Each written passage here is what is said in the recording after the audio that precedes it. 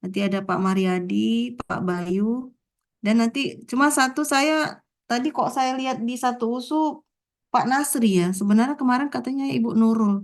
Jadi saya kurang tahu ini kok bisa jadi berbeda ya. Jadi ada 4 orang timnya. Oke, kita membahas masalah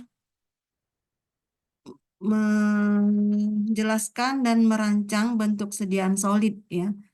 Serbuk, granul, pil, tablet, dia menjelaskan teknologi penyalutan, menjelaskan bentuk sediaan kapsul, kapsul keras, kapsul lunak, dan mengevaluasi sediaan padat tersebut ya. Jadi kita harapkan kita udah belajar formulasi dan mengevaluasi ya dan evaluasi dan formulasi dan evaluasi sediaan padat ya sehingga didapat kita mengetahui apa saja persyaratannya dan bagaimana mengevaluasi sediaan padat tersebut ya. Oke. Untuk kontrak perkuliahan secara umum hampir sama juga. Jadi di sini eh, langsung saja pada penilaian ya.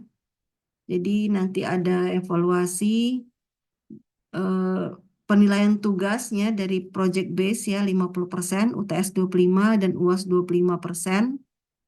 Ya, jadi makanya project base-nya ini harus benar-benar eh, mengerjakannya dan mengumpulkannya yang kalau sudah dikoreksi masih ada kurang ya, jadi harus diperbaiki ya. Nah, jadi kalau nggak ada perbaikan berarti dianggap ya nilainya rendah kan gitu ya. Nah, ini beberapa komponen penilaiannya ya. Nanti pada saat presentasi mungkin nanti akan nanti ada tugas dan presentasi. Jadi tugas yang diberikan itu harus berkaitan dengan tema yang ditugaskan ya. Jadi harus ada uraian tujuan pustaka dan bagaimana keterampilan menganalisis ya, sistematika dan cara penulisan makalahnya dan penyajian atau presentasi makalah. Oke. Tata tertib perkuliahan ya. Jadi secara singkat ya, yang berhalangan hadir harus menyampaikan pemberitahuan tertulis ya kepada dosennya paling lambat hari perkuliahan, paling lambat di hari perkuliahannya ya. Jadi kalau setelah itu tidak apa ya, tidak bisa. Diharuskan hadir di ruang perkuliahan sebelum kuliah dimulai. Mahasiswa yang terlambat meminta izin sebelum masuk ke ruang perkuliahan. Yang terlambat datang 15 menit, minta izin dahulu ya. Eh, jadi sebaiknya tidak terlambat ya. Jadi dosen terlambat 5 menit ya hubungi dosen yang bersangkutan ya. Kemudian selama perkuliahan wajib berpakaian rapi seperti yang berlaku di Fakultas Farmasi. Selama mengikuti perkuliahan dilarang melakukan aktivitas lain yang dapat mengganggu jalannya perkuliahan. Ya, apalagi nanti kalau misalnya offline ya, jadi nggak ada mengerjakan pekerjaan lain selain yang perkuliahan tersebut ya. Eh, Bila ada mahasiswa yang mengganggu perkuliahan, dosen memberi peringatan dan berhak mengeluarkan mahasiswa tersebut ya. Mahasiswa yang karena keperluan mendesak terpaksa meninggalkan tempat perkuliahan wajib meminta izin kepada dosen. Jadi diharapkan sebelum kuliah ya sudah ke toilet lebih dahulu gitu ya. Jadi biar tidak mengganggu keluar masuk pada saat perkuliahan. Kemudian pada saat ujian ya tidak boleh melakukan kecurangan maupun menunjukkan gerak-gerik yang mencurigakan ya. Jadi bila ada membuat kecurangan bisa mendapat pengurangan nilai ataupun langsung dinyatakan tidak lulus ya. Bagi mahasiswa yang jumlah presensinya kurang dari 11 kali pertemuan ya, mahasiswa tidak boleh mengikuti UAS ya dan dinyatakan gagal mendapatkan nilai E. Jadi bila dia mengikuti UAS juga ternyata dia kurang dari 11 pertemuannya, dibuat nilainya tetap nilai E ya walaupun dia ikut UAS ya karena ini persyaratan untuk UAS. ya. Oke, demikian untuk kontrak perkuliahan. Langsung kita masuk pada materi hari ini ya.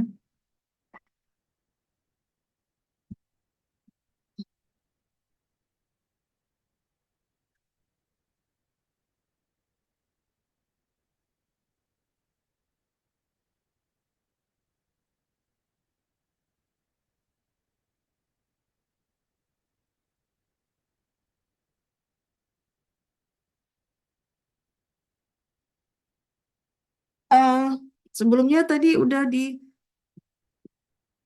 difoto. Coba boleh difoto dulu nih sebelum mulai nanti awal dan akhir. Wajahnya wajahnya nampak semua ya, jangan nggak nampak. Boleh komtingnya aja yang foto ya. Nanti kirim ke saya. Komtingnya siapa nih?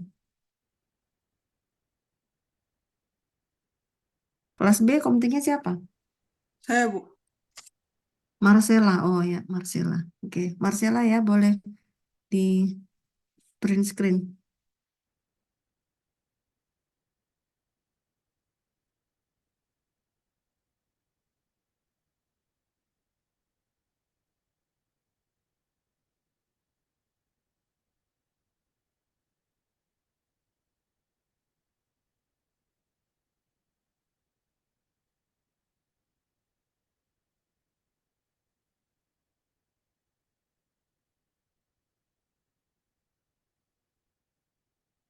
Udah? Sudah, Bu. Oke.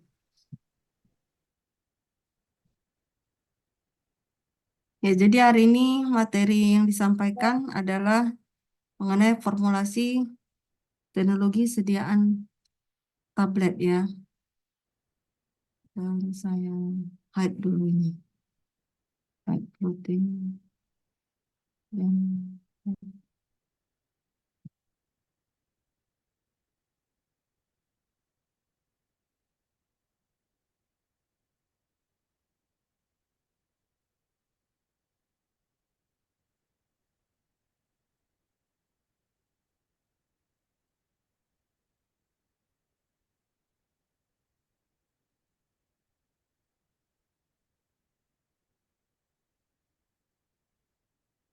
ya. Definisi tablet menurut Farmakope dari edisi 4 sampai 6 masih tetap sama ya, bahwa tablet adalah sediaan padat yang mengandung bahan obat ya. Mengandung bahan obat ada pengisi maupun tanpa pengisi ya, tanpa bahan pengisi.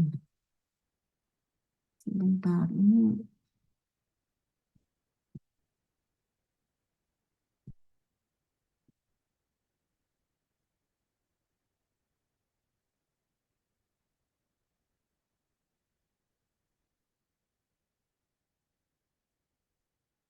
tablet yang baik itu harus tahan terhadap pengaruh mekanis. Pengaruh mekanis berarti tahan terhadap adanya tekanan saat dia jatuh ataupun ada goncangan ya pada selama produksi, pada saat pengemasan maupun distribusi sampai ke konsumen ya harus tidak boleh berubah ya. Bentuknya utuh, tidak retak, tidak sompel, rompel atau perusak di sisi-sisi maupun pada permukaan tabletnya. Ya, kemudian tablet yang baik itu harus terjamin stabil, stabil secara kimia maupun fisika, ya, sehingga juga bisa menjaga kestabilan bahan berkhasiat yang dikandungnya.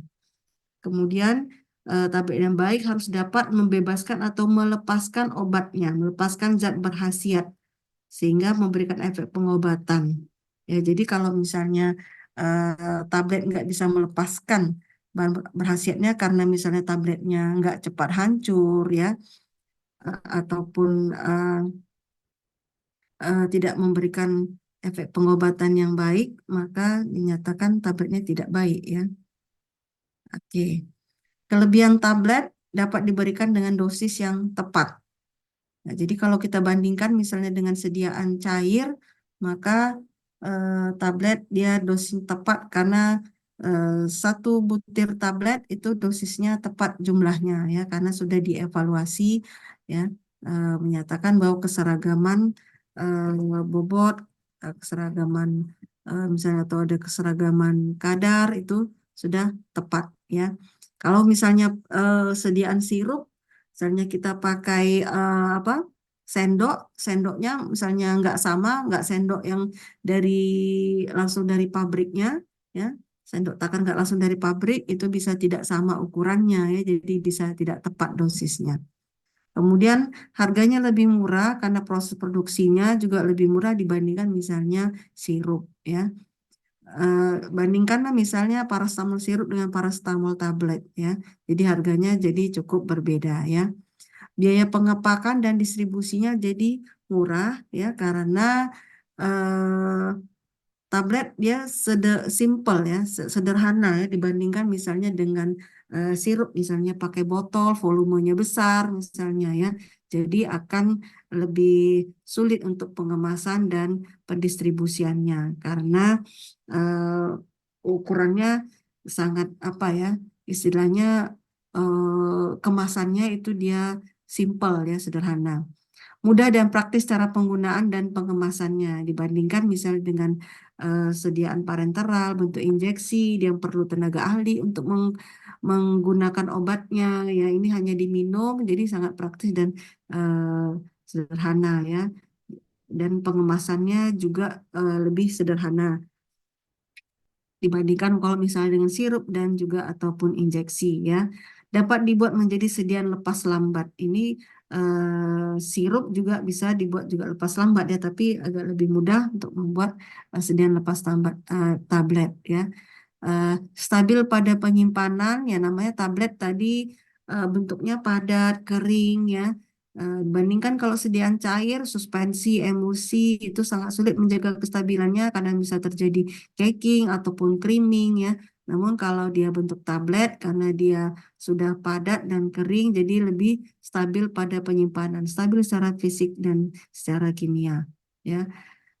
Kekurangan tablet, ini salah satu yang kelemahannya memang tablet ini tidak bisa diberikan kepada anak-anak misalnya di bawah umur 8 tahun ya, ataupun orang yang lanjut usia atau orang yang butuh eh, butuh efek obat yang cepat ya, ataupun untuk orang yang kondisi patologinya sangat sulit untuk meminum tablet ya atau karena orang yang mau cepat dia efek obatnya ya, nah itu tidak bisa menggunakan tablet. Kemudian eh, bahan dengan berat jenis rendah sukar dikempa menjadi massa yang kompak ya. Jadi itu juga kelemahan tablet. Namun kelemahan yang 3 dan 4 ini bisa diatasi dengan penyalutan pada tablet ya. Jadi obat yang pahit, baunya tidak enak, yang tidak tahan oksidasi dan lembab ini bisa diatasi dengan tablet yang disalut. Nah, bentuk tablet beragam-ragam bentuknya, ada yang bentuknya bulat, pipih, ya, lonjong, elips, atau juga beragam bentuknya, ada yang juga kadang bentuk yang lebih menarik karena misalnya untuk anak-anak, untuk yang tablet hisap misalnya ya, jadi ada yang bentuk panda, ada yang bentuk bintang dan sebagainya. Itu bentuk tablet tergantung pada alat cetaknya, yaitu pada punch dan die yang digunakan ini. Ya, punch untuk penekan atas dan bawah yang naik turun menekan massa tablet menjadi tablet yang kompak, sedangkan die itu yaitu bentuk silinder yang tengahnya berlubang sesuai bentuk punch tempat masuknya massa tablet. Untuk lebih jelasnya nanti alat cetak ini kita bahas pada ini ya materi tertentu. Permukaan punch-nya ada yang rata, cekung, cembung, dan juga bisa diberi logo, garis, dan tanda lain ya. Jadi ini bertujuan untuk menunjukkan spesifikasi pabrik, menghindari pemalsuan dan memperindah bentuk tablet ya. Jadi eh, jadi kalau misalnya ada pabrik yang membuat spesifik ya pembuatan ada logo tertentu yang misalnya tidak bisa dibuat oleh industri pabrik lain ataupun orang yang mau memalsukan gitu ya. Jadi eh, bentuk-bentuk dan seperti ini juga menguntungkan ya, menghindari pemalsuan. Ukuran tablet biasanya punya penampang 3 sampai 13 milimeter. Namun kalau yang berpenampang besar yang tidak ditelan ya, misalnya untuk tablet hisap atau tablet effervescent. Bobot tablet pada umumnya 50 miligram sampai 2 gram atau ada 100 miligram dan sampai 800 miligram. Diameter tablet sekitar 15 sampai 17 dengan bobot tabletnya 0,1 sampai 1 gram. Kalau menurut Lahman, tablet oral berukuran 3 per 16 sampai dengan setengah inci. Berat tablet berkisar 120 sampai 700 miligram atau yang lebih dari 800. Diameternya dia seperempat sampai 7 per 6 inci. Kalau menurut Farmakopedia dan Formularium Nasional, pada umumnya diameter tablet itu tidak boleh lebih dari 3 kali dan tidak kurang dari 1/3 kali tebal tablet. Jadi diameternya sesuaikan dengan tebal daripada tablet. Macam-macam tablet berdasarkan penggunaannya, pelepasan bahan obat dan pembuatan.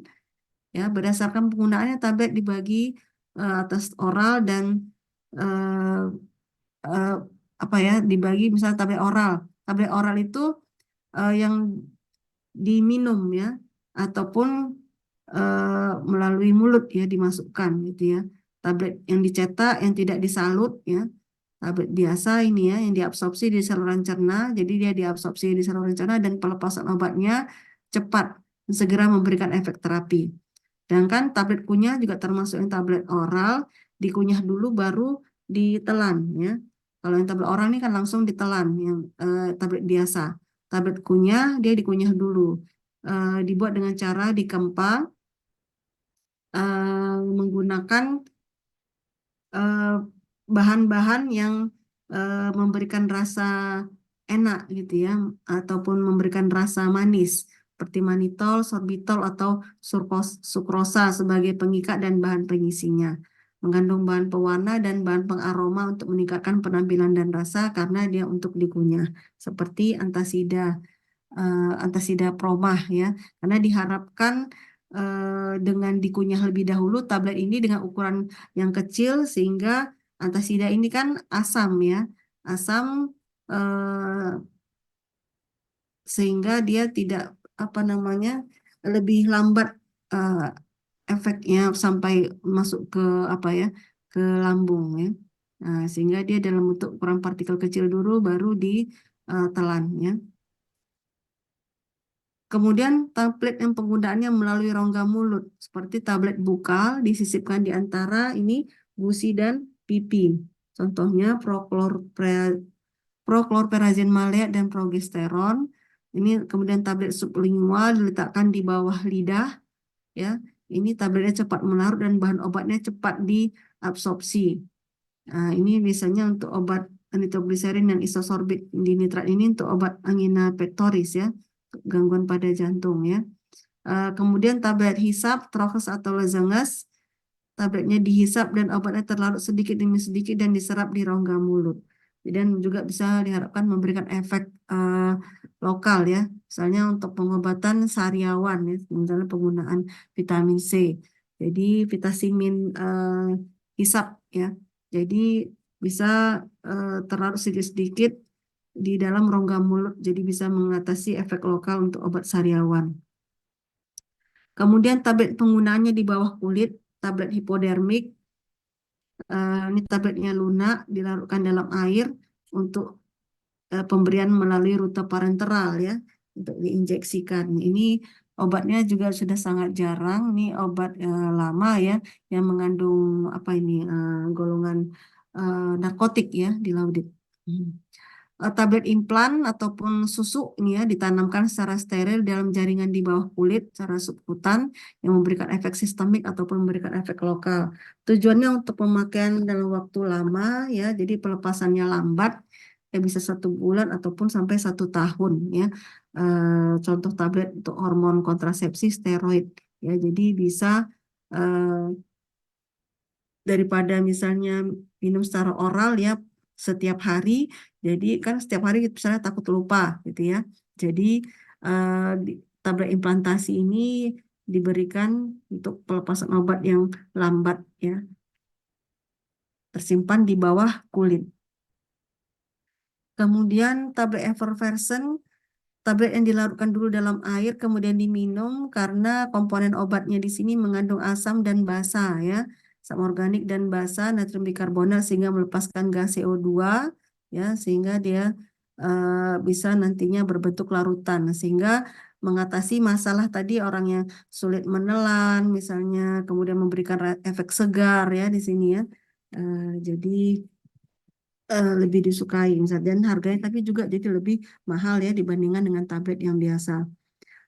Tablet vagina ini bentuknya peluru atau bulat telur pipih oval ujungnya yang lebih kecil sehingga disisipkan ke dalam vagina yang diharapkan dia tertahan di vagina dan disolusinya lebih lambat yang memberikan efek farmakologi lokal misalnya untuk pengobatan infeksi bakteri atau jamur kandida misalnya penyebab keputihan ya. Jadi bisa diberikan dengan nih obat ini yang ini ya nih Nystatin vaginal tablet. Eh, Klasifikasi tablet berdasarkan cara pelepasan bahan obatnya dan absorpsinya dibagi atas tablet biasa. Ini untuk pemberian immediate release ya, jadi pelepasan segera. Dan tablet sustained release ini tablet yang pelepasannya tertahan ya. Namun kadar obatnya dalam darah dijaga dijaga tidak berfluktuasi konstan ya, namun pelepasan obatnya dalam waktu yang lama. Terlepasnya sedikit demi sedikit.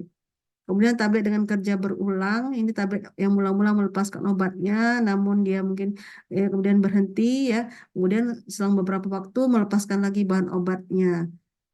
Dibuat dengan mengatur komponennya atau bagian-bagiannya sehingga ada yang segera larut dan ada yang lama.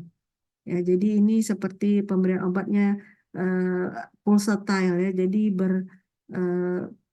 perlahan-lahan obatnya terlepas.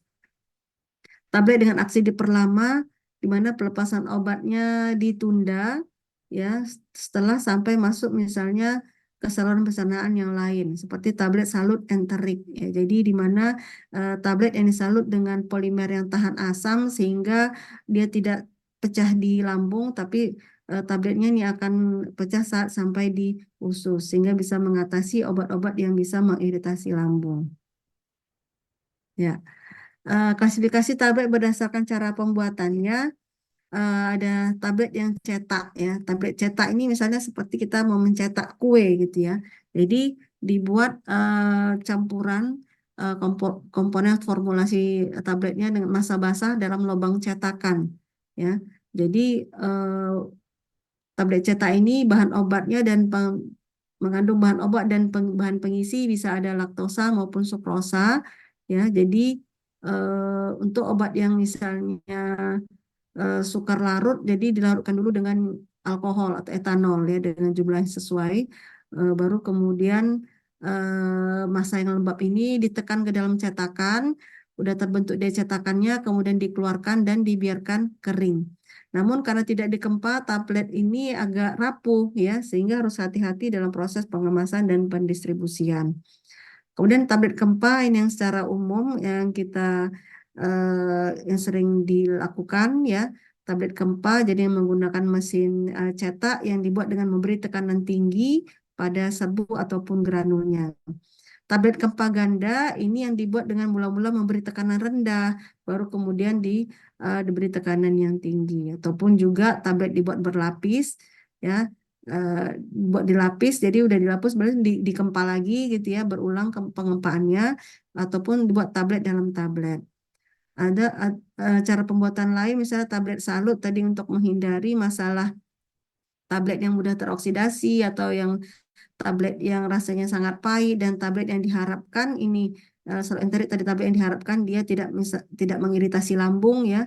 Jadi ini bisa disalut ya, disalut dulu tabletnya. Oke.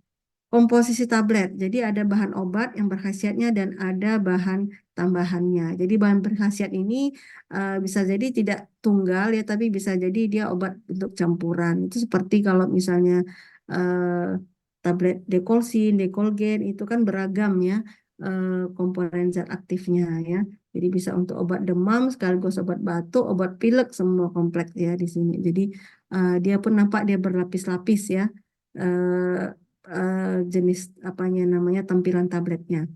Jadi ada bahan berkhasiat dan ada bahan tambahannya. Jadi tanpa bahan tambahan akan sulit untuk mendapatkan tablet yang baik ya. Namun ada juga bahan berkhasiat yang dapat langsung dicetak ya, dapat langsung dicetak, tapi bahan aktif obatnya itu yang spesifik dia bentuknya, yang bentuk kristal atau memang sudah bentuk granul atau yang sifatnya sudah memang mudah mengalir ya, atau yang sifatnya sudah mampat ataupun kompresibel dan kompatibel dengan komponen lain dan yang dia tidak mengalami perubahan, tidak mengalami perubahan ke bentuk yang lentur ya, plastis gitu ya.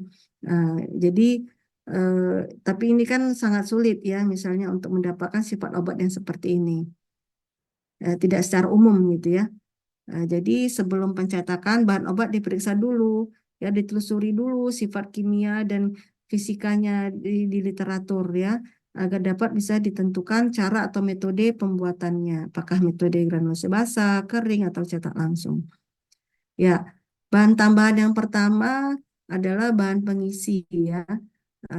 Jadi fungsinya ini untuk mendapatkan bobot tablet yang kita inginkan. Berapa mau dibuat bobot tabletnya. Jadi karena zat berkhasiat sendiri kan jumlahnya itu pasti rendah ya. Eh, Jumlahnya sedikit ya. Jadi makanya perlu bahan pengisi untuk membuat bobot tablet yang diinginkan. Jadi ada golongan gula, ya, laktosa, sukrosa, manitol, ada golongan amilum. Jadi amilum ini bisa amilum jagung, amilum manihot, ya, dan lain-lain ya. Ada golongan organik, ini kalsium sulfat anhidrat, bolus alba, magnesium karbonat atau natrium klorida. Ada yang lebih dimodifikasi ya, ini M kompres, Avisel dan Kompaktrol yang dimodifikasi bahan pengisi ini yang sifatnya memang bentuknya sudah sferis, yang mudah mengalir dan dapat dimampatkan, sehingga ini sering dipakai untuk bahan pengisi pembuatan tablet cetak langsung. Ya, untuk laktosa dan amilum ini biasanya digunakan untuk pembuatan tablet secara granulasi basah. Ya, kemudian bahan pengikat gunanya untuk mengikat komponen tablet menjadi granul yang seragam dan yang bentuknya sferis. Ya, jadi kalau bentuknya bulat, sferis, jadi granul yang dihasilkan itu dapat bentuknya seragam ya. Makanya perlu bahan pengikat yang dibuat biasanya dalam bentuk mucilago atau bentuk larutan atau dibuat gom kan, yang dibuat bentuk gom. Seperti kalau amilum kan dia dibuat bentuk gom atau mucilago dulu. Yang ditambahkan dengan air ya. Ya ini jenis ya. Ini jenis bahan pengikatnya, ini jumlah bahan pengikatnya. Jenis dan jumlah akan menentukan keberhasilan dalam pembuatan tablet. Jadi menentukan berkaitan dengan waktu hancur tabletnya ya, berkaitan dengan kekerasan dan ataupun kerapuhan daripada tablet. Untuk pengikat PVP, polyphenylpyrrolidon, yang sifatnya dapat larut dalam air dan alkohol, sehingga dapat digunakan sebagai bahan pengikat untuk bahan obat yang memang tidak tahan dengan adanya air. Ya, jadi maksudnya di sini dia tidak, kalau PVP dia tidak dibentukkan dibuat dalam mucilago lagi ya, jadi dia bentuk kering langsung dia dicampurkan nanti ke bahan formulasi apanya formulasi tabletnya ya. Nah, ini bentuk yang larut terdispersi dalam air, bentuk mucilago, larut dalam pola organik dengan etil selulosa, parafin, PVP ini dilarutkan dalam pola organik dulu bisa ya. Kemudian atau kalau memang dia sudah larut dalam air, dia nggak perlu lagi pola organik gitu ya.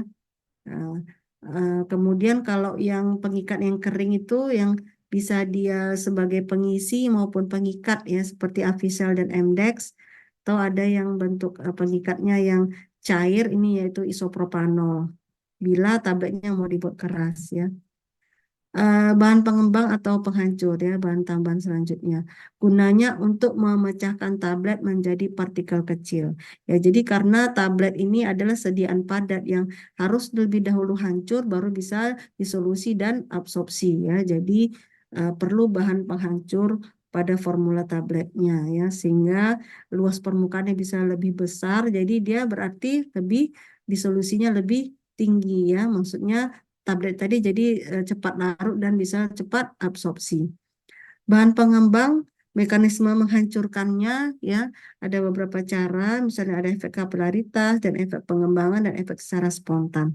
Efek kapilaritas misalnya bahan pengembang amilum ya yang tidak dapat dimanfaatkan sehingga membentuk lapisan kontinu di dalam tablet dan pada waktu ada air, air ini misalnya dari saluran cerna misalnya, jadi air di saluran cernanya masuk merembes melalui sela partikel amilum sehingga tablet menjadi pecah. Melalui sela-sela inilah efek kapilaritas. Sedangkan kalau misalnya bahan pengembangnya seperti etil selulosa, gelatin, natrium CMC, ini sifatnya dia mengembang dalam air, mengembang volumenya bertambah besar, ya. Kalau jumlahnya lebih banyak, dia nanti bisa menyebabkan pembentukan gel, sehingga gel ini bisa menutupi jalan masuknya saluran cerna air saluran cerna tadi ke dalam tablet, sehingga jadi kurang cepat dia menghancurkan tabletnya karena ada sudah terbentuk gel gitu ya menjadi kurang efektif. Tapi bisa dia juga jadi untuk pelepasan yang lambat ya gitu ya. Apalagi etil selulosa ini memang dia tidak larut dalam air ya. Bahan pengembang yang mekanismenya mengembangnya secara spontan dan keluar tenaga pengembangan yang sangat kuat sehingga memecahkan tablet menjadi pecah tabletnya menjadi lebih besar, lebih cepat pecahnya. Hancurnya pun sangat cepat ya. Disebut dia super disintegran. Jadi cepat memecahkan tablet menjadi ukuran partikel yang kecil. Disebut dia super disintegran. Ya. Contohnya Explota, Primogel, dan Crospovidon. Ya, ini tadi jenis pengembang berdasarkan mekanisme pengembangannya. Ya. Nah, kemudian perlu diperhatikan adalah tadi jumlah pengembang yang dipakai ya. Jadi jumlah pengembang, persen pengembangan yang lebih besar ya, bila jumlah pengembang yang besar maka akan menurunkan waktu hancur ya. Berarti lebih cepat hancurnya ya kalau pengembangnya lebih banyak sampai dengan persen tertentu, terutama yang memiliki sifat mekanisme pengembangannya dengan kapilaritas ya. Ya, ini juga nih ya jumlah jenis pengembang dan ini jumlah eh, konsentrasi pengembangnya ya. Jadi ini yang mempengaruhi keefektifan pengembangan tablet. Jenisnya, jumlahnya, cara penambahan pengembangannya. Cara penambahannya bagaimana ya. Jadi ini harus diperhatikan cara penambahannya. Jadi sedikit demi sedikit sambil dia di dihomogenkan gitu ya. Dan tekanan pemampatannya berhubungan dengan porositas tablet. Jadi kalau tekanan yang tinggi, pemampatannya yang kuat, yang tinggi, maka porositasnya akan berkurang ya. Jadi kalau semakin berpori misalnya tablet ataupun granulnya itu menyebabkan nanti tabletnya mudah rapuh ya. Eh, jadi kalau tekanan tinggi berarti porositasnya berkurang. Porositas juga berhubungan dengan absorpsi air. Kalau porositasnya banyak, porinya banyak, jadi cepat dia menyerap air, maka waktu hancurnya menjadi lebih cepat ya. Waktu hancurnya lebih cepat, eh, jadi juga berakibat apa namanya menjadi cepat rapuh gitu ya, atau dia karena jadi rapuh ataupun terlalu lembek, makanya waktu hancurnya jadi lebih singkat. Sehingga dia perlu diperhatikan bahwa jangan terlalu tinggi porositasnya dan juga jangan terlalu rendah. Itu tadi berkaitan dengan pemilihan pengembangannya ini ya, bahan pengembangnya dan tekanan yang diberikan. Kemudian bahan pelicin, gunanya untuk menambah daya alir granul dalam corong. Ya, jadi kalau misalnya cepat mengalirnya granul, ya berarti kan tidak ada gaya gesek atau tidak lengket, ya. Nah, itu jadi perlu makanya ditambahkan bahan pelicin, ya, mencegah lengketnya tablet, mengurangi gesekan dan mempermudah pengeluaran tablet dari dainya itu untuk dapat keluar ya dari daya dari tempat pencetakan. Jadi jenis bahan pelicin ini ada tiga. Ada jenis lubrikan, glidan, ini glidan ya, glidan dan anti-adherent. Lubrikan dia mengurangi gaya gesekan, jadi mempermudah keluarnya tablet. Mengurangi gaya gesekan antar sesama granul ya, lubrikan seperti magnesium stearat dan golongan stearat lain.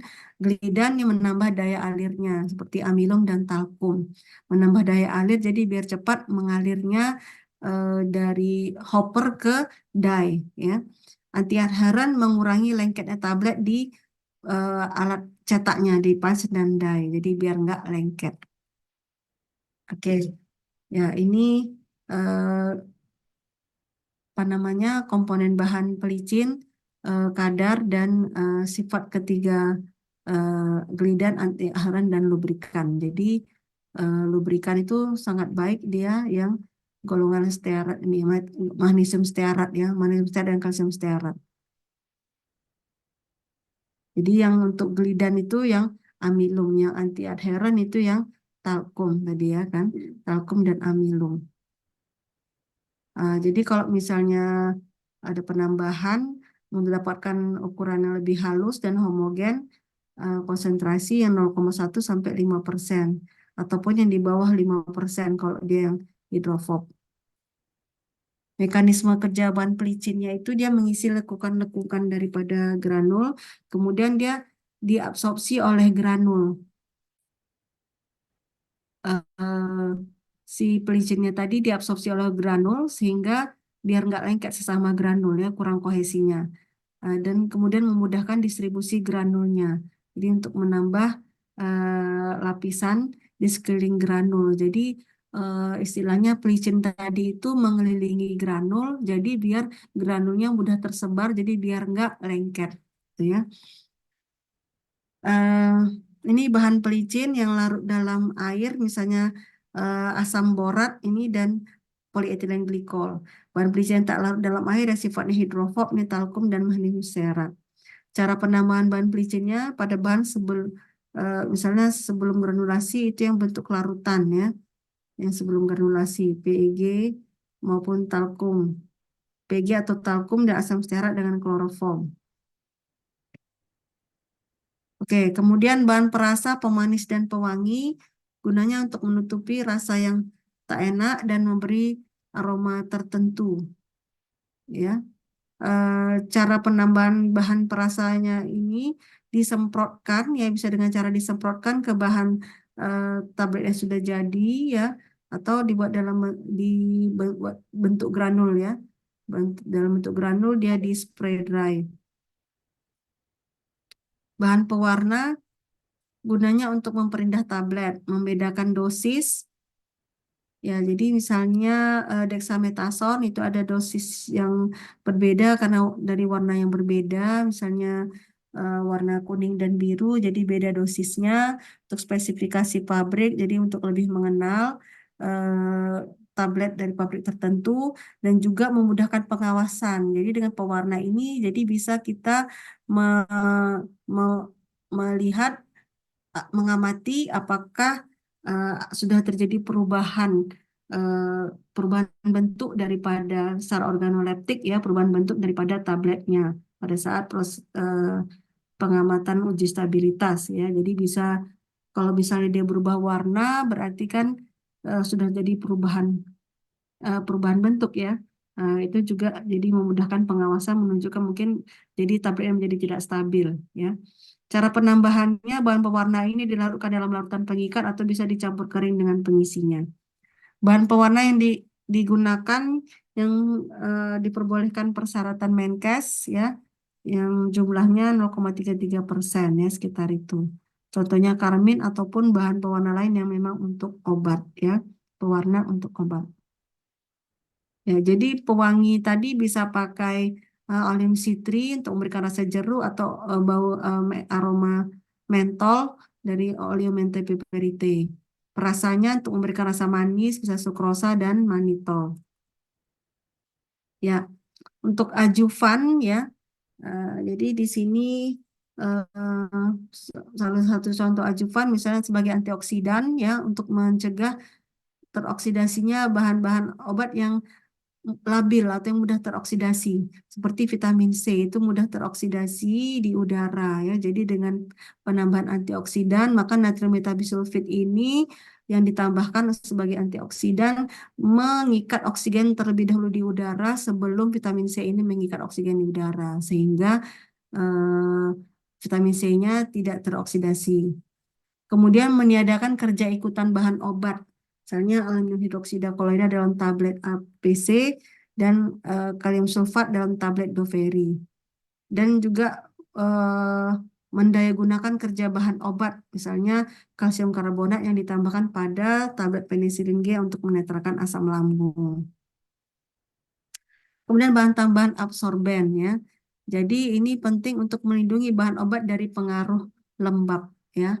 Atau juga menghomogenkan distribusi bahan obat, misalnya bahan obat yang dalam bentuk ekstrak ataupun minyak ya. Kemudian untuk menghindari kebasahan akibat obat-obat yang sifatnya higroskopis ya, menyerap darah, menyerap uap air di udara ya. Jadi dia terkesan basah terus ya zat obatnya itu zat berkhasiatnya. Jadi perlu dia ditambahkan absorben pada saat formulasinya pada proses pencampurannya. Begitu juga misalnya tablet yang dari bahan alam misalnya dari ekstrak tumbuhan. Bila ekstraknya yang kental sehingga perlu ditambahkan absorben lebih dahulu sehingga bisa didapatkan ekstrak yang kering sehingga mudah untuk proses pencampurannya dengan komponen yang lain ya. Jadi perlu ditambahkan absorben atau juga campuran yang punya titik etektik atau titik etektik dia misalnya komponen komponen zat aktif yang bila berinteraksi ya bereaksi dia akan meleleh atau melebur sehingga dia akan eh, menjadi apa namanya menjadi cair ya. Sehingga makanya perlu ditambahkan absorben untuk me- menyerap cairan tadi ya. Menyerap yang karena zat aktif tadi bila dicampurkan dia melebur. Jadi contoh untuk absorbennya ini ya silikat, magnesium karbonat, MgO, bentonit ya, erosin maupun sakarum laktis juga bisa sebagai absorben. Ya, kemudian bahan pembasah atau wetting agentnya di sini juga perlu pada formulasi tablet ya. Jadi di mana untuk obat-obat yang sifatnya hidrofob yang sukar larut dalam air ya. Jadi obat-obat yang sukar larut dalam air jadi biar meningkatkan disolusinya ya, biar cepat larut ya, maka perlu misalnya bahan pembasah seperti natrium sulfat yang sebagai surfaktan yang bisa menurunkan sudut kontak atau menurunkan tegangan antar muka antara air saluran cerna dengan bahan obat yang hidrofob sehingga dapat bercampur ya. Jadi bisa membasahi jadi bisa mempercepat kelarutan obatnya ya. Kemudian oke. Ini cara pembuatan tablet ya. Jadi ada cetak langsung granulosa basah. Jadi kalau cetak langsung dia bahan obatnya ditimbang dan langsung dicetak. Bila jumlahnya tidak sesuai dengan yang diinginkan dapat ditambah dengan bahan pengisi. Ya, jadi ada yang bisa bahan obatnya langsung aja tanpa pengisi, langsung dicetak gitu. Tapi kalau jumlahnya tidak sesuai, tambahkanlah bahan pengisi ataupun bahan pengikat yang sesuai. Ya, untuk cetak langsung. Jadi dia tidak perlu di granulasi lagi. Ini ya, tadi ini sama tadi ya. Jadi bahan obat serbuk tidak dapat langsung dicetak menjadi tablet, jadi harus dibawa dulu menjadi granul. Nah, jadi karena untuk obat yang dicetak langsung nih punya sifat-sifat ini tadi yang sudah disebutkan ya. Jadi sebelum jadi lebih baik dibuat bentuk granul ya pada bentuk serbuk. Granul yang baik itu mengandung partikel yang bentuknya bulat, sferis ya. Jadi menghindari pergesekan sesama granul dan mengandung perbandingan partikel halus dan yang kasarnya itu sesuai.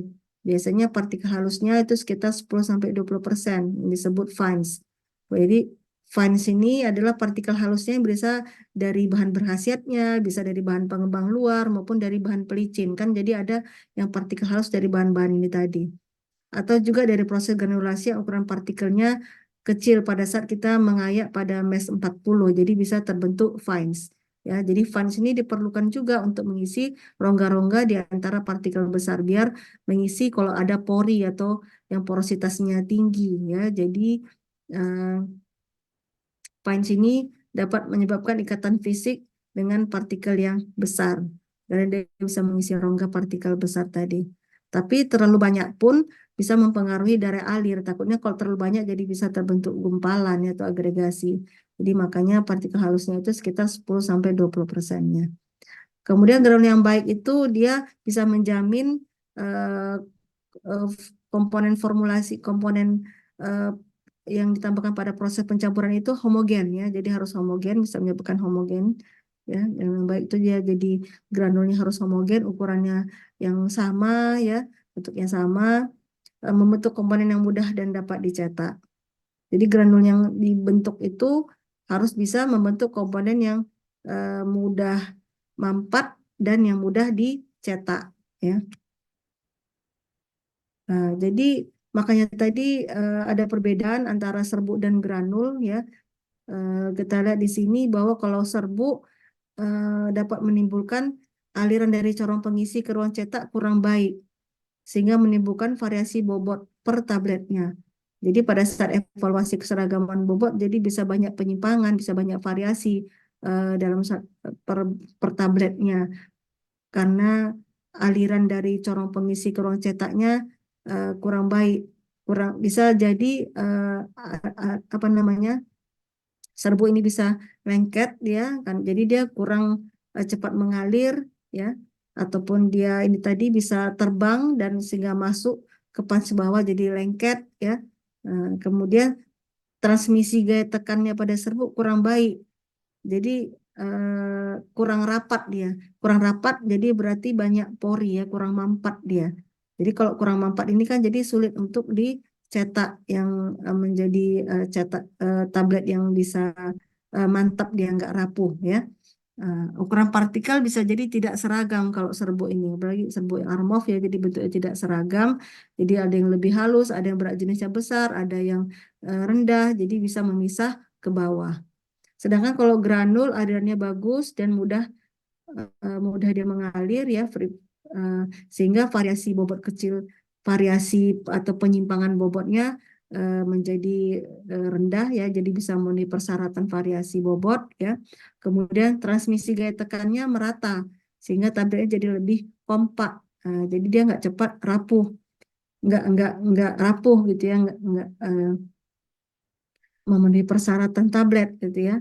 Ukurannya seragam sehingga tidak terjadi pemisahan. Karena granul dia ukurannya seragam ya, jadi nggak ada pemisahan atau nggak ada terbentuk agregat atau penggumpalan. Ya, jadi eh, ini cara pembuatan tablet nih ya, dibagi atas cara kering. Cara kering termasuklah pencetakan langsung dan yang tak langsung. Cara basah termasuk granulasi basah dan granulasi dasar dan cara khusus.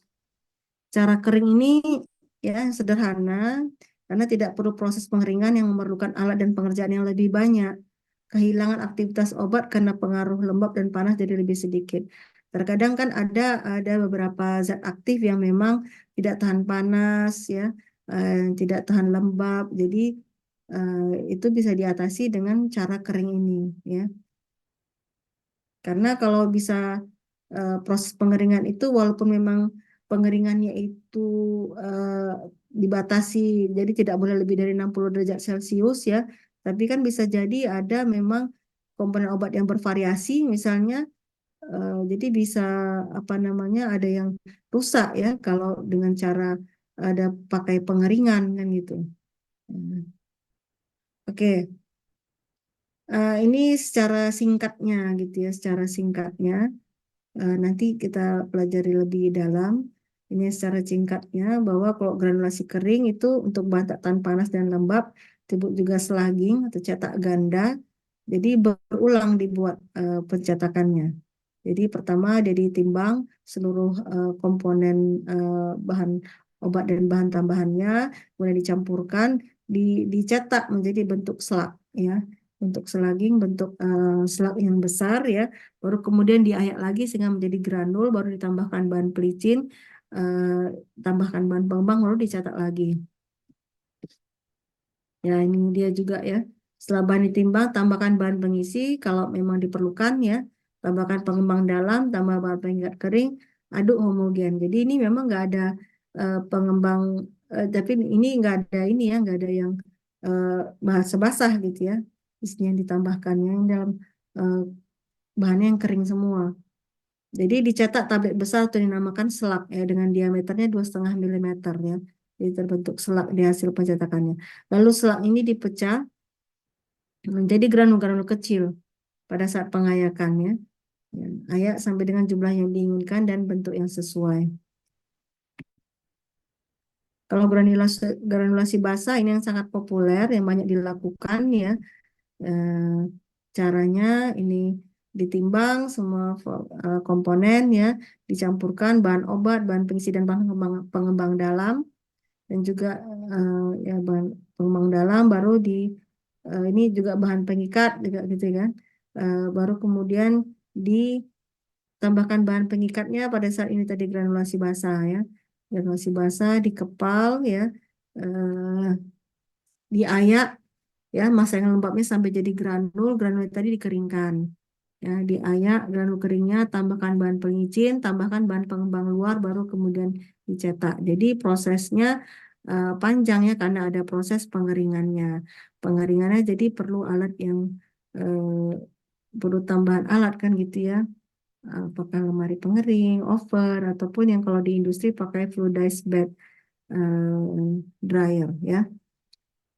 Ini juga untuk tadi apa granulasi basah ya, bahan obat tambah bahan pengisi tambah penghancur dalam baru dihomogenkan, baru tambahkan bahan peringkat dalam bentuk larutan, baru eh, baru diperolehlah massa yang baik. Massa yang baik ya jika dikepal dia bersatu dan bila ditekan pakai jempol ya dia menjadi gumpalan yang kecil atau gumpalan kecil ya.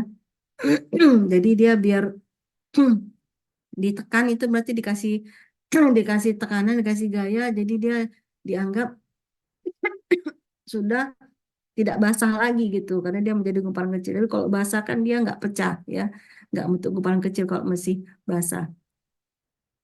Jumlah bahan pengikat harus tepat ya. Kalau kurang bahan pengikat, tabletnya jadi bisa jadi rapuh. Kalau bahan pengikatnya terlalu berlebihan bisa menyebabkan keras. Jadi makanya pemilihan jumlah dan jenis bahan pengikat itu menentukan keberhasilan dalam pembuatan tablet. Massa diayak dengan ayakan ukuran yang sesuai ya. Eh, Baru kemudian sesudah diayak granul tadi ditampung di kertas perkamen atau di apa atau di kain ya. Jadi tadi ayakan pertama misalnya diayak dengan mesh yang lebih kecil dulu menandakan ukuran ayakannya yang lubangnya besar ya. Baru granulnya didapat ya. Dikeringkan granulnya suhu tidak lebih dari 60 derajat Celcius, dicek kadar airnya tidak boleh lebih dari 5% ya dengan alat moisture balance ya, eh, atau dengan metode apa bisa juga dengan apa gravimetri ya. Kemudian granulat kering diayak dengan ayakan yang lebih halus. Ukuran meshnya lebih tinggi dan berarti yang lubangnya lebih banyak ya, lebih halus. Tambahkan bahan pengembang luar, tambahkan bahan pelicin, baru kemudian dicetak. Ya, jadi prosesnya panjang ya. Nah, ini untuk granulat kering ukuran ayakan disesuaikan dengan tabletnya. Ini jadi disesuaikan berapa yang mau kita inginkan berat ukuran daripada tabletnya ya. Ukuran ayakan disesuaikan. Granulasi cetak langsung Ini bahan obat tambah bahan pengisi, bahan tambahan yang sudah bentuknya granul ya, yang sudah bentuknya granul atau yang sudah free flowing ya. Eh, Bahan obatnya pun misalnya yang kristal ya. Jadi langsung dihomogenkan, tambahkan bahan pelicin, tambahkan pengembang luar, dan homogenkan. Lalu dicetak ya. Di sini kan jadi tidak ada apa ya, tidak ada penambahan bahan pengikat yang atau bahan pengembang dalam yang ditambahkan dalam bentuk larutan gitu ya. Jadi nggak perlu proses pengeringan. Contoh bahannya ini ya asetosa, kalsium laktat, vitamin C, dan lain-lain. Oke, ya jadi ini juga tadi sama ya. Eh, Setelah penimbangan, ini metode cetak langsung. Ini sesudah dicampurkan, setelah dicampurkan dia dia langsung diayak ya, diayak dan campuran akhir. Sudah ditambahkan bahan apanya lah ya, bahan tadi yang seperti tadi ya, bahan pengembang luar, bahan pelicinnya, baru kemudian dicetak ya. Pengemasan primer misalnya di blister, kayak blister ataupun botol ya. Pengemasan sekunder misalnya pakai apa, kotak ya. Jadi kalau metode granulasi kering ini slugging tadi ya, roller compacting. Jadi ini udah dicampur kawan, dibuat bentuk selak, baru diayak lagi, baru dicampur campuran lagi, baru dicetak. Kalau granulasi basah, ini granulasi pengayakan basah, dikeringkan granulnya, diayak lagi ya. Granul yang sudah kering tadi baru dicampurkan ya. Jadi lumayan lebih panjang proses pengerjaannya. Nah, ini juga alat-alat yang digunakan ya. Ini yang granulasi basah, ini yang granulasi kering ya. Ini granulasi kering nih, ini granulasi basah dicampurkan yang eh, mesti komponen yang kering ya. Di sini yang komponen basah yang tambah bahan pengikat yang sudah dengan larutan basah ya. Yang buat biji lagu misalnya. Ini dikeringkan dengan alat ini, bed fluid bed dryer ya. Fluidized bed dryer. Jadi ini pengeringnya kalau di industri. Baru kemudian ini di sesudah dapat apa kering ya, sudah kering, ini dicampurkan lagi ya. Tambahkanlah misalnya bahan pelicin, bahan pengembang luar ya, baru dicetak. Baru ini di coater, maksudnya ini di sini diperiksa gitu ya. Eh, Diperiksa tampilan tabletnya ya. Ini ini dry mixing, ini dry granulasi ya. Jadi tanpa wet granulasi ini ya. Kalau yang dry granulasi, granulasi kering ya. Oke, ya. Jadi metode granulasi basah merupakan metode tertua yang paling luas dan paling banyak digunakan. Disebabkan karena hampir semua kebanyakan bahan obat dapat dicetak dengan metode ini. Nah, jadi banyak bahan obat yang bisa dicetak. Maksudnya banyak bahan obat yang memang bisa tahan panas, tahan lembab ya. Jadi hanya obat-obat tertentu yang memang dia nggak tahan panas dan nggak tahan lembab ya. Tujuan granulasinya ini adalah untuk meningkatkan waktu alir campuran, meningkatkan flowability-nya ya. Jadi biar dia mudah mengalir, mengurangi gaya gesek dari granul ya, dan kemampuan pengempaannya. Jadi dia biar lebih mampat ya, lebih kompak gitu. Lebih mampat jadi karena ada tekanan yang diberikan ya, karena ada proses bahan pengikat. Pengikatnya di sini ada pengembang dalamnya ya. Jadi dia bisa lebih mampat ya.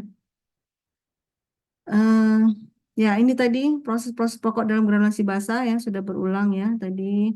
Jadi ini eh, bisa diperhatikan pengayakan, pencampuran serbuk ya. Maksudnya kalau misalnya ada serbuknya masih ukuran yang berbeda, boleh diayak lebih dahulu gitu ya, sebelum dicampurkan dengan komponen formula yang lain. Baru kemudian tambahkan ini bahan pengikatnya dengan apa, bentuk massa dengan ukuran cukup basah atau plastis ya, kayak seperti buat mucilago ya. Baru diayak ya, dipilih meshnya dengan ukuran yang lebih besar dahulu gitu ya, Dikeringkan, diayak kering, tambahkan bahan pelicin, dan baru ditempa, dicetak. Ya, ini nanti kita lihat ada videonya. Keuntungan metode granulasi basah, terbentuknya granul yang bisa memperbaiki sifat alir dan kompresibilitasnya. Ya, proses kompaksasi lebih mudah karena pecahnya granul membentuk permukaan baru yang lebih aktif. Ya, jadi karena proses granulasi basah ini tadi memperbaiki sifat alir dan kompresibilitas ya, jadi biar lebih kompak, granulnya lebih mampat gitu. Obat dosis tinggi yang punya sifat alir dan kompresibilitas yang rendah ya, pada proses granulasi basah sedikit bahan pengikat yang digunakan ya. Untuk bahan dengan dosis rendah dengan pewarna maka distribusi lebih baik dan menjamin keseragaman isi zat aktif. Granulasi basah mencegah segregasi komponen campuran yang sudah homogen. Jadi biar yang sudah homogen nggak dibuatnya apalagi ya, biar dimampatkannya ya, nggak di apa namanya, nggak terpecah-pecah gitu. Memperbaiki disolusi obat yang sifatnya hidrofob. Ya, jadi kalau yang granulasi basah. Kelemahannya juga ada. Prosesnya lebih panjang dibanding dengan dua metode lainnya sehingga secara ekonomis lebih mahal. Jadi karena proses pengeringan ya, jadi perlu alat yang lebih banyak ya. Dan juga berarti butuh personel yang lebih banyak juga ya untuk mengeringkannya ya. Eh, Tidak bisa digunakan untuk obat-obat yang sensitif terhadap kelembapan dan panas. Pada tablet berwarna dapat terjadi peristiwa migrasi atau perubahan bentuk dan ketidakhomogenan. Jadi bisa ada tablet berbintik-bintik karena proses pengeringan itu ya, bisa jadi dia berubah menjadi tidak homogen atau jadi berbintik-bintik, berubah warna ya kalau karena proses pengeringan.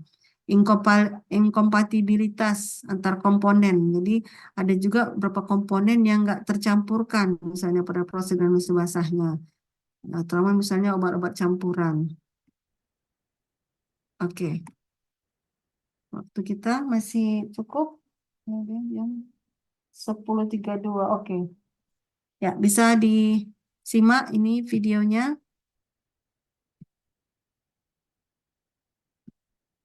Dengan menggunakan metode granulasi basah memerlukan persiapan-persiapan dan langkah-langkah yang cukup panjang. Pada prinsipnya, granul kita dibentuk dengan jalan mengikat serbu dengan suatu pengikat. Teknik ini membutuhkan larutan, suspensi, atau bubur yang mengandung pengikat yang biasanya ditambahkan ke campuran serbu. Selain itu, bahan pengikat tersebut juga dapat dimasukkan dalam bentuk kering ke dalam campuran atau cairan, dan cairan dapat ditambahkan sendiri secara terpisah. Jadi ada pula beberapa metode yang kita gunakan dalam proses pembuatan pembasahan tadi. Bisa menggunakan pengikat yang dibuat dengan menggunakan bubur seperti itu, atau juga bisa jadi bahan pengikatnya dimasukkan ke dalam campuran, kemudian ditambahkan air atau bahan pengikat dan sebagainya. Nah, cara penambahan bahan pengikat tersebut sangat tergantung pada kelarutan dan komponen campuran. Karena massa yang terbentuk hanya berupa massa yang lembab, bukan massa yang basah seperti halnya dengan pasta, maka pelarut yang ditambahkan tidak boleh berlebihan, sehingga jumlahnya juga harus kita batasi. Nah, larutan tersebut harus bisa terdispersi dengan mudah ke dalam campuran serbu. Cairan atau pelarut ini memegang peranan yang sangat penting, di mana ada jembatan cairan terbentuk antar partikel, dan kekuatan daya rentang dan ikatan ini akan semakin meningkat bila jumlah cairan yang kita tambahkan juga semakin meningkat. Gaya tegangan permukaan dan tekanan kapiler yang merupakan faktor penting pada awal pembentukan granul serta berpengaruh terhadap kekuatan dari granul yang terbentuk nantinya. Nah, inilah yang nantinya akan kita gunakan sebagai endpoint ya, titik akhir dari proses granulasi. Karena proses granulasi ini kalau dilakukan secara berlebihan atau overmix, maka bukan granul yang baik yang kita dapatkan, tapi granul yang sangat keras sehingga akhirnya nanti menjadi banyak fines-nya atau banyak serbuk atau banyak bubuk yang kita hasilkan dari proses granulasi.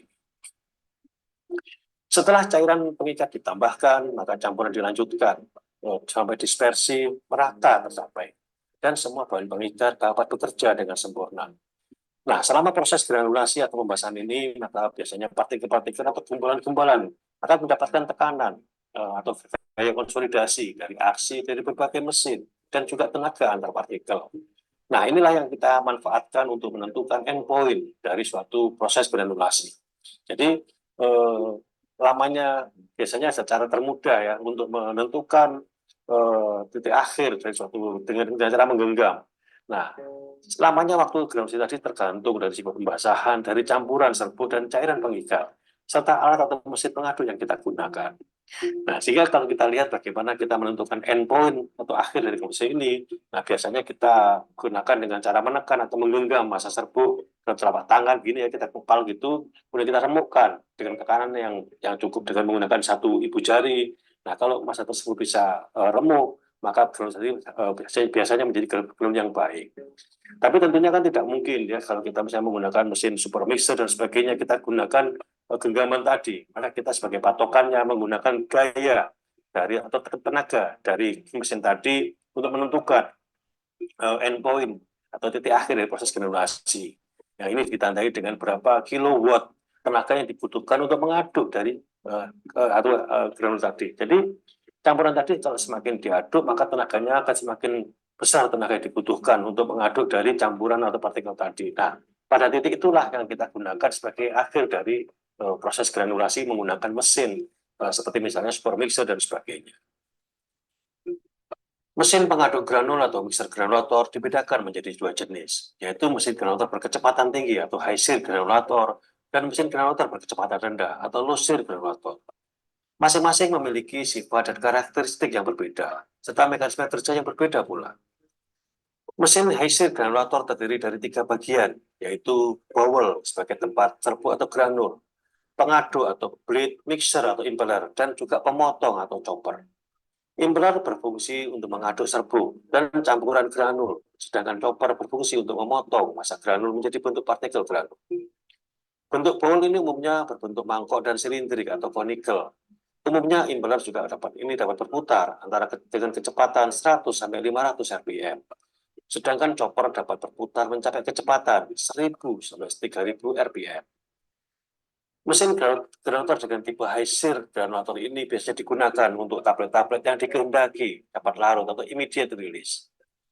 Keuntungan mesin ini dibandingkan dengan mesin yang bertipe low shear granulator antara lain adalah waktu pekerjaan yang lebih cepat, penggunaan bahan pengikat yang lebih sedikit, granul yang dihasilkan juga lebih kompak, dan dapat digunakan untuk menggranul bahan yang bersifat hidrofobik.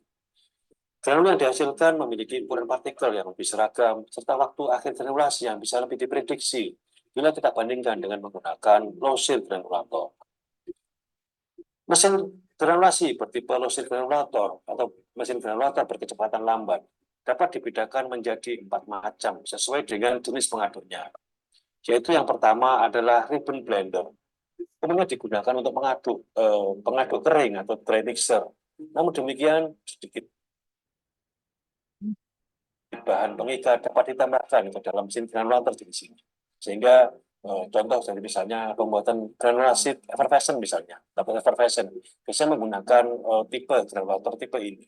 Kenapa? Karena dibutuhkan konsistensi pemasukan dari pengikat yang lebih sedikit.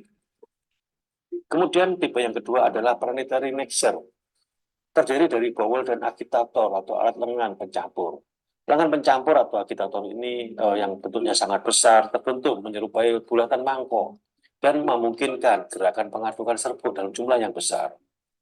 Kemudian yang ketiga adalah sigma blade granulator, merupakan kompresif granulator yang pada umumnya digunakan untuk membuat granul di mana larutan pengikat berbentuk pasta yang kental dan membutuhkan tenaga yang besar supaya bisa digranul. Kemudian yang keempat adalah orbital screw granulator yang umumnya juga digunakan untuk granulasi kering atau dry granulator. Namun demikian mesin ini bisa dilengkapi dengan nozzle yang panjang sepanjang agitator yang dapat berfungsi untuk menyemprotkan cairan pengikat ke dalam campuran serbuk yang diaduk dalam mesin granulator tadi. Granulator dengan menggunakan mesin tipe-tipe low shear granulator. Sebentar, suaranya kedengaran kan? Suara videonya keluar kan? Oke. Ini biasanya digunakan untuk produk atau tablet yang dikehendaki ikatan yang cukup kuat antar partikel atau antar serbuknya. Seperti tablet yang nantinya dimaksudkan untuk sediaan lepas lambat atau slow release, lepas tunda atau delay release, dan juga lepas bertingkat atau multiple release. Jadi masing-masing tipe granulator ini memiliki fungsi atau maksud yang berbeda-beda. Kalau dikehendaki suatu tablet yang mudah cepat larut, cepat diserap oleh tubuh, maka kita bisa gunakan atau kita gunakan mesin granulator yang berkecepatan tinggi atau high speed granulator. Namun kalau kita kehendaki tablet tadi memiliki ikatan yang kuat antar partikel, sehingga untuk pelepasan bisa kita atur, ya, baik itu sedia lepas lambat, lepasan tunda maupun lepas bertingkat, maka kita gunakan mesin granulator yang bertipe low shear granulator ini. Selain cara tersebut, maka terdapat pula proses granulasi basah dengan menyemprotkan larutan pengikat pada campuran serbu atau yang kita sering disebut dengan feedback dryer granulation. Ya. Nah, keuntungan dari metode ini adalah aglomerasi dan pengeringan di salah satu unit mesin saja, sehingga kita bisa di situ kita bisa lakukan proses granulasi sekaligus proses pengeringan, sehingga massa granul bisa cepat tercapai. Sedangkan kesulitan yang dihadapi adalah kecenderungan terjadinya pemisahan bila ada ketidaksesuaian dalam ukuran. Jadi kalau misalnya ukurannya atau berat jenisnya berbeda antar partikel tadi, maka penyampuran akan menjadi lebih sulit. Nah, partikel-partikel pada bahan granul pada permulaan juga cenderung untuk dapat melekat pada filter atau saringan dari mesin FPD tadi, sehingga bisa mengurangi luas permukaan efektif dari saringan. Yang ini menyebabkan hilangnya produk dan mempersulit untuk proses pembersihannya. Nah, ini adalah proses bagaimana proses granulator yang kita gunakan dalam proses pembuatan dengan metode granulasi basah. Selanjutnya adalah proses pengayakan basah. Jadi proses yang berikutnya setelah proses granulasi adalah proses pengayakan basah. Proses granulasi basah mengubah massa lembab menjadi kasar, dan selanjutnya gumpalan-gumpalan granul tadi dilewatkan dalam penggiling atau oscillating granulator yang dilengkapi dengan pengayak berlubang-lubang. Nah, tujuan dari pengayakan basah ini adalah agar granul lebih terkonsolidasi, kemudian meningkatkan banyaknya tempat kontak partikel dan meningkatkan luas permukaan untuk memudahkan proses pengeringan. Jadi proses granulasi basah ini bukan untuk mengatur jumlah partikel atau luas partikel, tetapi digunakan untuk mempermudah proses pengeringan saja. Jadi tidak perlu harus menggunakan ayakan yang terlalu rapat. Cukup ayakan yang agak longgar, misalnya mes 12 atau mes 10 yang kita gunakan, supaya tujuan dari pengayakan basah ini adalah untuk memudahkan proses pengeringan. Bahan yang terlalu basah, keringnya perlahan-lahan dan akan berbentuk gumpalan yang keras yang nantinya menjadi bubuk pada proses penggilingan atau pengayakan kering. Sehingga kita gunakan proses pengayakan basah ini untuk membantu proses pengeringan, sehingga nantinya keringnya rata dan kemudian tidak terbentuk gumpalan-gumpalan dan proses pengeringan. Nah, sedangkan proses pengeringan sendiri diperlukan oleh seluruh cara granulasi basah untuk menghilangkan pelarut yang dipakai pada pembentukan gumpalan-gumpalan dan mengurangi kelembapan sampai pada tingkat yang optimum. Pada proses pengeringan yang memegang peranan sangat penting adalah ikatan antar partikel akibat penggambukan atau rekristalisasi gaya van der Waals. Nah, di mana kalau kita lihat proses granulasi ini, proses pengeringan ini bisa menggunakan mesin yang kita sebut dengan feedback dryer atau FPD, ataupun menggunakan mesin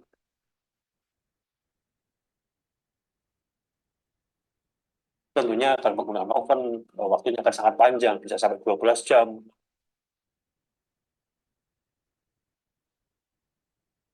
Dengan feedback dryer. Proses selanjutnya adalah proses pengayakan kering.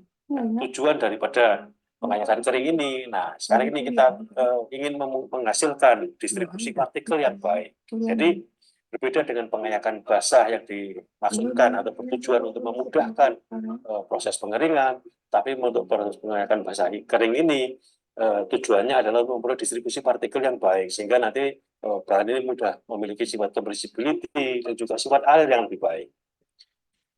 Granul dengan diameter partikel yang besar menyebabkan tablet yang dihasilkan memiliki keragaman bobot yang jelek. Jadi kalau partikelnya terlalu besar, maka bisa menyebabkan variasi berat yang lebih tinggi atau keragaman bobot yang jelek. Sedangkan granul yang terlalu halus atau banyak filesnya menyebabkan sifat alir atau waktu alir yang jelek. Jadi Inilah mengapa ada apa persyaratan tentang distribusi partikel ini ya. Nanti kita akan belajar bagaimana kita melihat kualitas dari granul yang kita hasilkan. Yang terutama adalah bagaimana distribusi partikel yang kita hasilkan dari proses granulasi. Yang berikutnya adalah metode pembuatan tablet. Ini adalah contoh.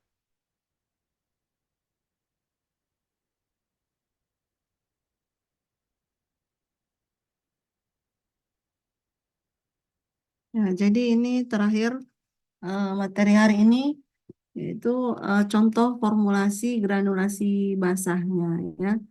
Jadi kalau pada pencampuran awal itu tadi ada bahan bakunya ini misalnya bahan obatnya CTM, bahan pengisinya pakai laktosa yang sudah halus ya, ukurannya 200 ml, kemudian amilum jagung ya sebagai pengembang dalamnya ya, baru kemudian di granula besi basah tambahkan bahan pengikatnya. Bahan pengikatnya ini pakai Aeroset tartrazin. Ini ada pewarnanya ini ya berarti ya. Ini pewarnanya tartrazin. Ada amilum jagung nih ya. eh, Pengikatnya dan pakai air di sini ya. Jadi dibuat mucilago dia. Ini granul sudah basah, pengayakan basah, kemudian dikeringkan granulnya ini dengan fluid bed dryer tadi ya pengeringannya, lalu granulnya dikeringkan ya diayak, kemudian baru pada pencampuran akhir nih tambahkan bahan pengisi dan bahan pengembang luarnya ya. bahan bahan pelicin ya, bahan pelicin talkum dan magnesium stearatnya, dan bahan pengembang luarnya ini pakai bahan penghancur atau pengembang luar ya, mikrosel pH101 baru dicetak. Itu dia ya. Oke, 10.47. Oke, bisa kita diskusi bila ada yang ingin ditanyakan. Dipersilakan atas materi yang saya sampaikan tadi, kira-kira menyimak semua ya, nggak ada yang lain dia kerjakannya. Jadi sebaiknya memang sambil dicatat gitu ya, mana yang penting, baru nanti dirapikan. Jadi nggak mengharapkan dari PPT aja ya. Jadi saat mencatat pun, jadi kita bisa ini ya, mengulang-ulang kembali materi kan gitu, untuk mencatat yang rapi kan gitu. Oke, tadi 65, kok udah berkurang ini 10. Tadi berapa? Jumlahnya lupa saya. 65 tadi kalau nggak salah ya. Ya kan counting. Tadi berapa katanya? Sudah berkurang. Ya Marcella. Tadi 65 ya kamu bilang ya? 56, Bu. Memang 56. Salah. Iya, Bu. Benar. Ya. Oh ya, 56 ya. Saya pikir tadi 65. Oke. Tadi memang satu yang nggak masuk ya. Ada yang mau ditanya kira-kira? Silakan. Ada nggak? Kalau nggak ada yang nanya, saya nanya. Materi hari ini yang kita bahas tadi kan mengenai definisi, kelebihan dan ke kekurangan tablet kan. Kemudian pembagian tablet berdasarkan cara penggunaannya, cara pembuatannya, cara pelepasannya, ya kan? Kemudian eh, komposisi tablet, ya, bahan obatnya, bahan-bahan tambahannya apa saja, jumlahnya, jenisnya, yang akan mempengaruhi karakteristik yang mengaruhi evaluasi daripada tablet nantinya kan gitu. Kemudian cara pembuatan tabletnya yang kita bahas hari ini granulasi basah. Ya, jadi ada beberapa tahapan itu ya untuk granulasi basah. Udah berulang-ulang saya sebutkan ya. Jadi nanti udah bisa dipahami betul ya bagaimana pengerjaan granulasi basah ya. Karena udah banyak berulang dijelaskan dan juga sudah ada ditunjukkan video, ditampilkan video pembuatan tablet granulasi basah dengan secara industri ya. Tadi sudah ada videonya. Kira-kira ada yang mau ditanyakan?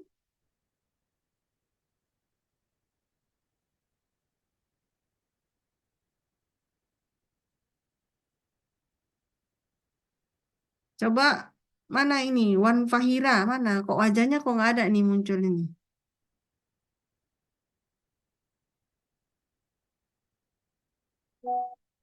Untuk bahan tambahan. Nah, nggak ada yang mau bertanya, saya yang bertanya. Bahan tambahan tablet apa saja jenisnya? Bukan contoh ya, saya tanya jenisnya dulu. Apa saja bahan tambahan tablet? Coba sebutkan. Minimal 5. Ayo,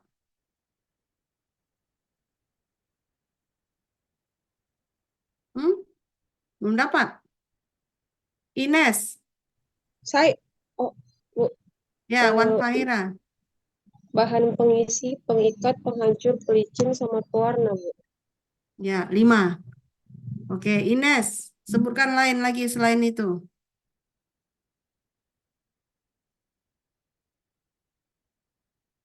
Selain yang disebutkan tadi, sesuai urutan lah. Misalnya apa? Pengisi, pengembang, pengikat, pengisi, pengembang, pengikat, pelicin. Nah,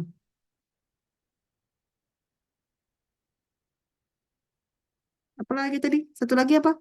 Pengisi, pengembang, pengikat, pelicin. Satu lagi apa tadi, Wan? Pewarna, Bu. Oh, pewarna. Lagi apa lagi, Ines?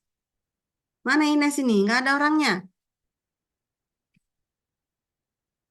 Nggak ada orangnya sampai akhir nanti. Berarti udah keluar ini ya. Nggak mengikuti. Bisa jadi nanti, baru ada. Ayo, jawab dulu. Apalagi selain yang disebutkan oleh Wan Fahira? Bahan tambahan tablet. Jenisnya. Perasa, Bu. Perasa. Lagi. 5 lagi. Apa? Pewangi, Bu. Ya, perasa, pewangi lagi.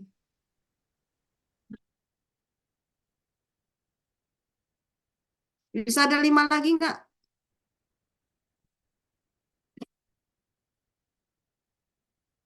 Yang lain, Adelina. Mana Adelina? Absorben, Bu. Absorben. Lagi. 3 lagi. Wetting agent, Bu. Oke, wetting agent. Lagi. Pengawet, Bu. Pengawet, pengawet. Apa perlu pengawet? Adjuvan, Bu. Pengawet tadi kita nggak ada bicara pengawet ya. Pengawet, karena kan dia sudah kering ya. Kering jadi nggak perlu pengawet ya. Ajuvan. Lagi. Habis. Ajuvan, contohnya misalnya antioksidan, menambah ikutan kerja obat dan mengurangi ya. Oke.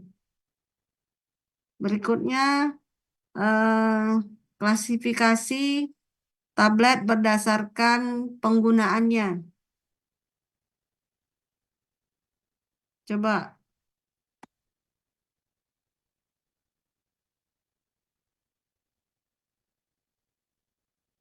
Gracia Lumban Tobing.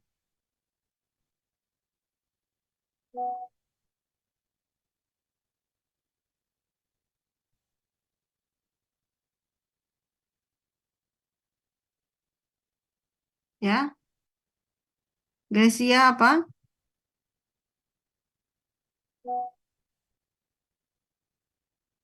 Dari Dapat nggak? tablet berdasarkan penggunaannya ya, Bu. Ya,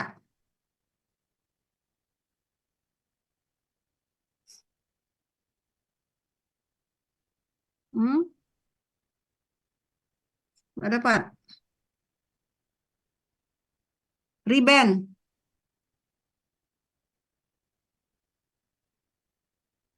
Tablet bukal, Bu. Ya. Bukal. Terus Sublingual, sublingual. effervescent. Effervescent. Setelah itu tablet kunyah, Kunyah. Ada lagi. Yudi.